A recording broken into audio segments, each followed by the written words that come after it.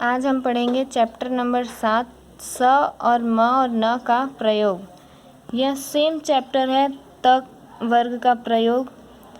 जैसे त की दो रेखाएं होती हैं, मैंने आपको त वर्ग के प्रयोग के चैप्टर में बताया था। जैसे त की दो रेखाएं होती है, म की, स की, न की, सबकी जिसकी दो रेखाएं होती हैं, उसे हम किस व्यंजन के साथ कैसे जोड़े, इस चीज़ पर हमें ध्यान देना उतना ज़रूरी नहीं है, क्योंकि हम जिस तरह से चाहे वैसे हमें जिस तरह से हम फास्ट लिख सकें, बस इसमें हमें चाहिए होता है, हमारी स्पीड बननी चाहिए।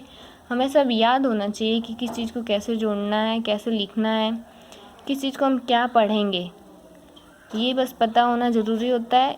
इसमें हमें इन सब पे ध्यान देने की ज़रूरत नहीं है। इसीलिए हमें इन सब पे ध्यान देने की ज़रूरत नहीं है कि हम दायां संकेत यूज़ करें या बायां संकेत यूज़ करें, कौन से व्यंजन के साथ किस तरफ का संकेत यूज़ करें।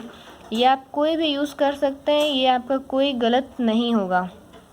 जैसे कि आप देख सकते हैं यहाँ पे सह लिखा हुआ है, तो सह आप ऐसे भी लिख सकते हैं और ऐसे भी लिख सकते हैं। ज़रूरी नहीं है कि आपको अगर ऐसे कंफर्टेबल नहीं है तो आप ऐसे लिखें और ऐसे कंफर्टेबल नहीं है तो ऐसे लिखें।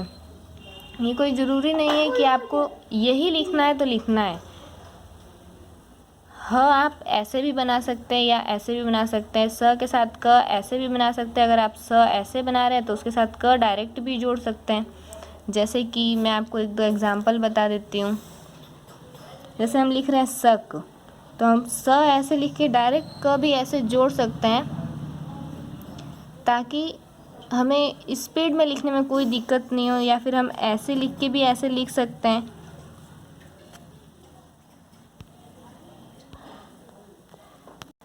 इसमें से आपको कुछ गलत नहीं होगा। जैसे हमको सम लिखना है तो हमने स लिखा और म लिखा।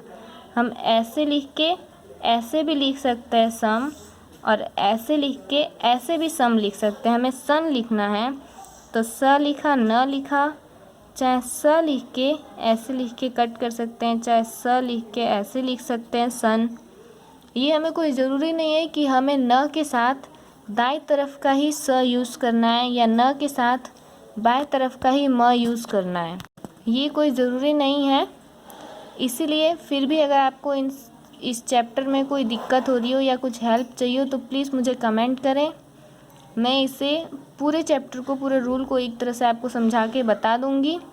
लेकिन आप ज़्यादातर अपने लिखने पर फोकस करें। इन सब शब्दों को आप ध्यान में न लें तो ही ज़्यादा अच्छा होगा, ताकि जिससे कि आपकी स्पीड बढ़ेगी। ज़रूरी नहीं है कि आप दायां ही यूज़ करें कहीं पर या फिर कहीं पर बायां ही यूज़ करें, ये कोई ज़रूरी नहीं है।